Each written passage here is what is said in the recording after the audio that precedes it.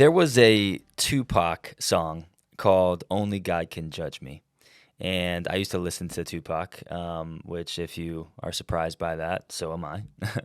um, but I want to talk about that idea, but I'm going to change it a little bit. I'm gonna say only God can define me, and so that is the topic of discussion for our time together today. I woke up and I asked God, how can I serve your people today? How can I make an impact in the world? How can I serve humanity today? And I feel like he gave me this word, this idea, this reoccurring theme in my life is, what am I letting define me? Who am I letting define me? What am I looking to see and get a feel for who I am, my identity? And this will be a conversation back and forth. I hope to maybe brainstorm and dream up some ways we can maneuver and discover and experiment together in what is common. Like, I think it's going to be an interesting discussion. So what are we letting define us? Who are we letting define us? Is it anything less than the ultimate definition of who we are, or is it anything less than the ultimate one, the ultimate being, which is God? So, and I'm going to share parts of my life too. But before I get into it, I want to say thank you for being here. Thank you for supporting the podcast, my YouTube, my Instagram.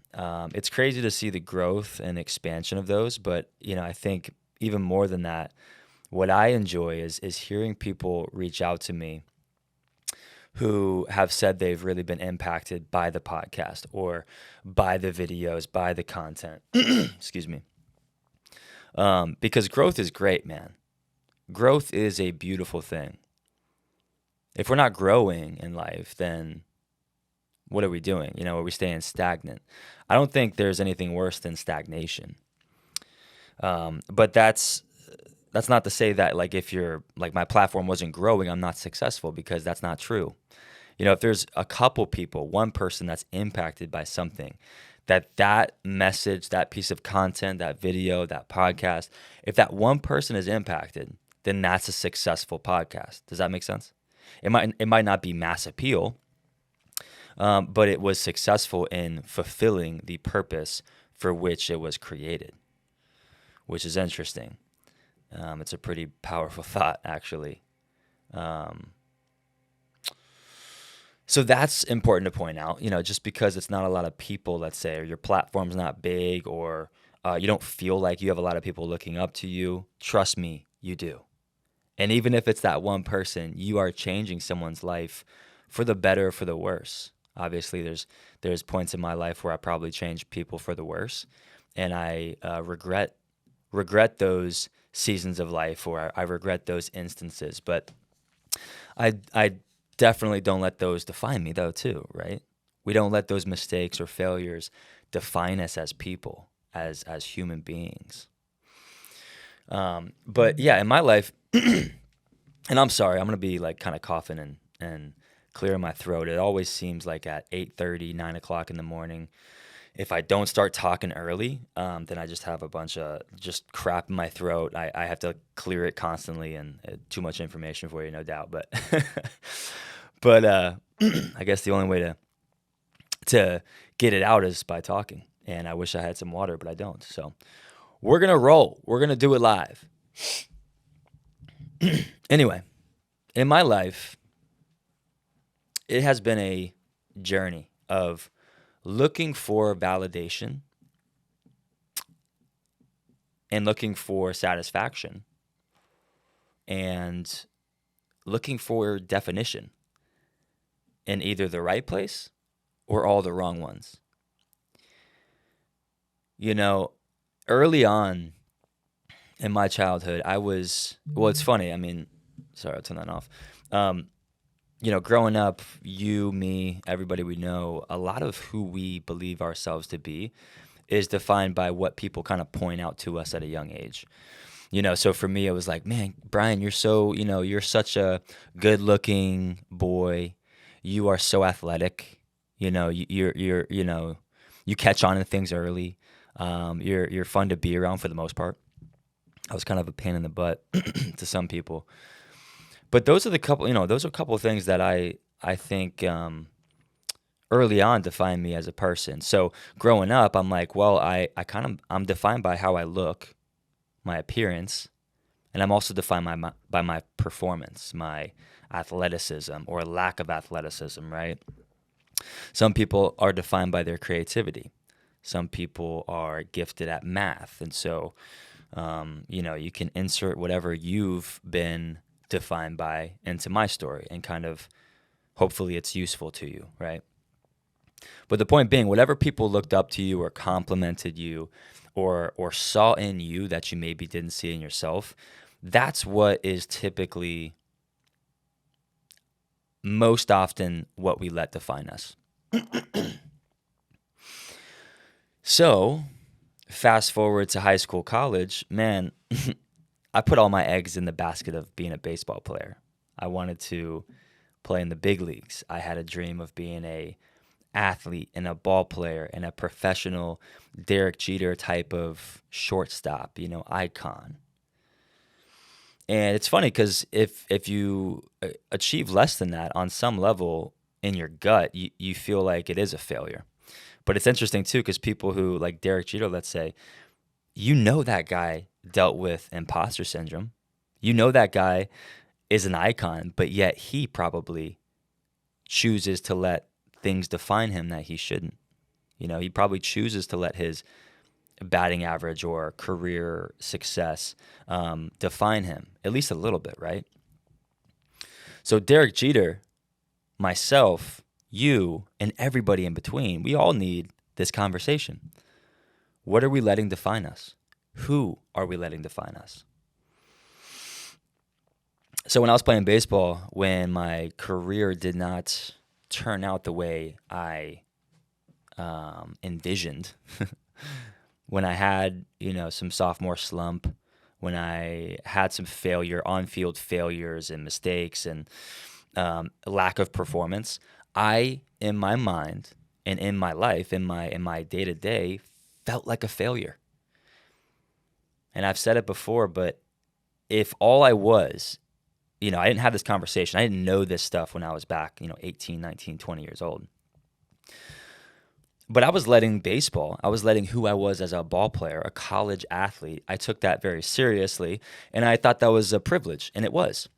But I was taking that so much as to who I was. I was living as if that was who I was, and that was what ultimately defined me. I'm not a regular quote unquote student. I'm an athlete, and you see how tricky that can be. So I can easily look down on people or think I'm special.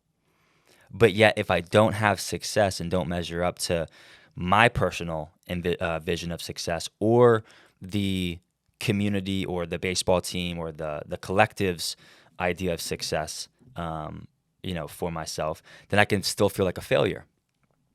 So I can simultaneously think I'm special, but also think I'm a failure at the same time, which is, I think, where we all experience.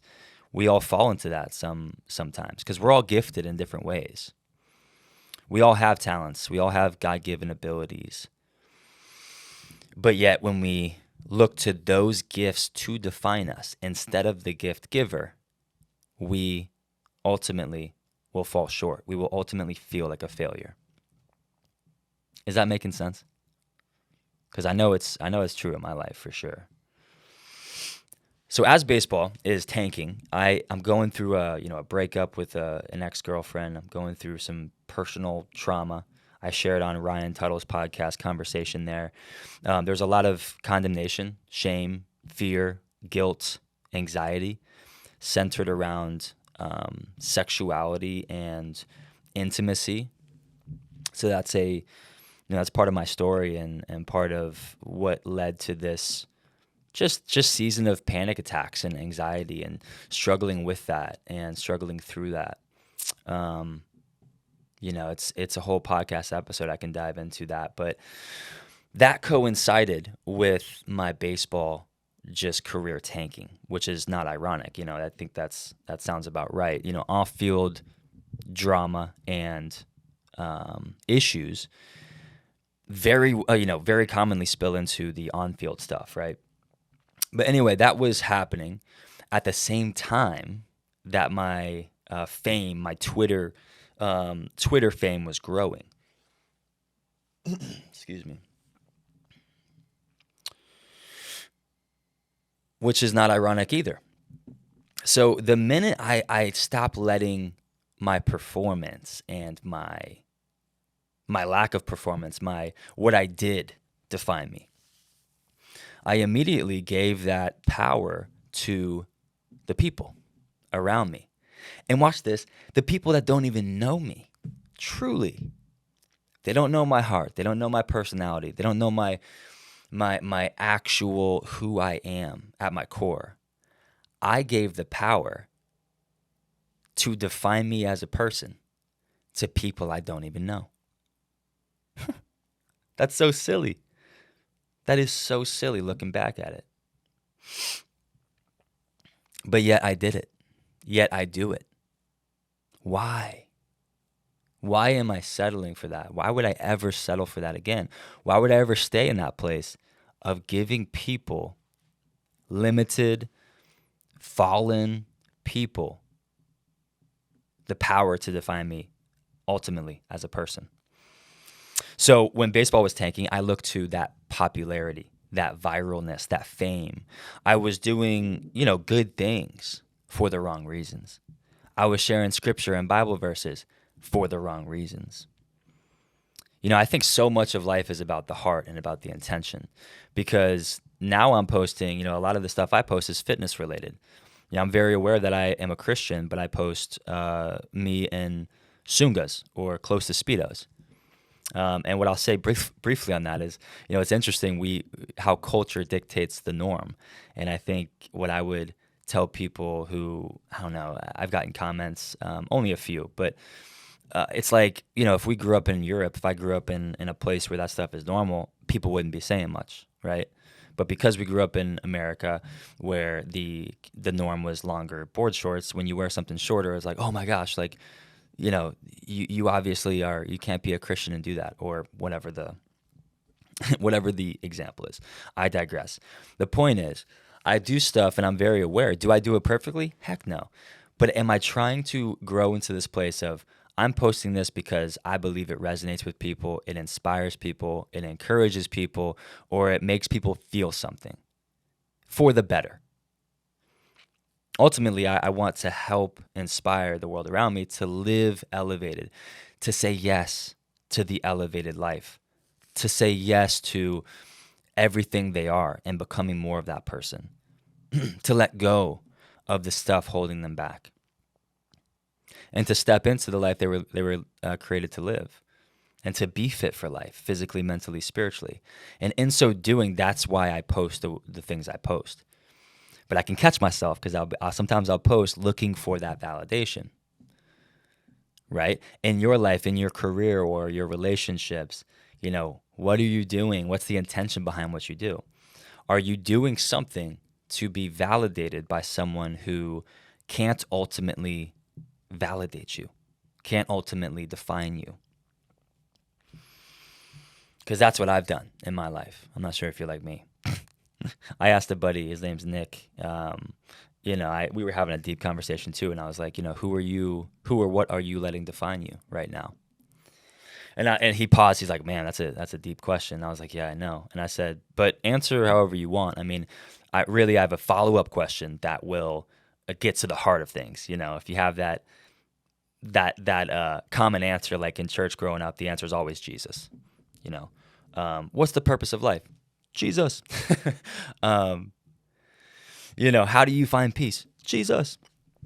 But, he gave me the answer and he actually went into it. But my follow-up answer was, okay, perfect. So if God defines you, then what are some things that are common for you to just sneak in and kind of you accidentally let define you, or unconsciously let define you? And so that kind of gets to the heart of the matter. It gets down to the real deal. And for me, it's very much still the same. It's what I do. It's how successful I am. how much money, how big my platforms are, things of that nature. And then who? So who thinks I'm important? Do I feel important? What do people say about me? Um, Giving people that power to define me is something that is still a work in progress. Like I'd be lying if I told you like, yeah, I never struggle with it. Nope. Like I solved that. I overcame that for good. I think I have, because God's opened my eyes in different ways throughout the years, but I'm always prone to slipping back into that. But I know in my head that it doesn't define me. People don't define me. What I do doesn't define me. My success doesn't define me. My failures don't define me. My mistakes do not define me. I am not what people say. I am not what people think.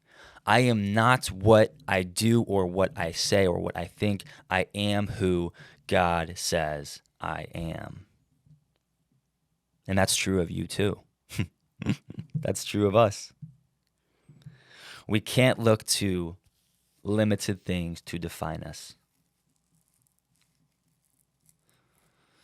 So, my challenge as we close is to ask that question again.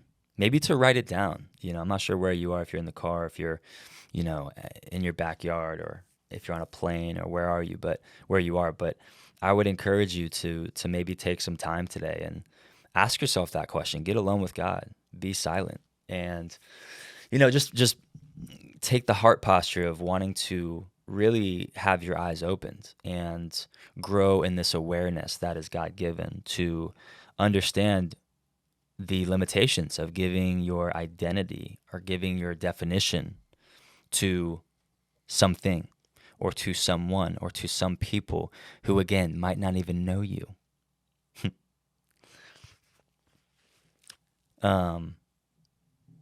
And asking God to help, to open your eyes, to help you realize that ultimately He can only define you. God can only define you as a person. And what I know about you, although maybe we've never met, maybe we have, but I know you are fully loved and you are unconditionally cared for and loved. God doesn't love you because you're so lovable. Doesn't love me because I'm so lovable, easy to love. No, He loves us because that's who He is.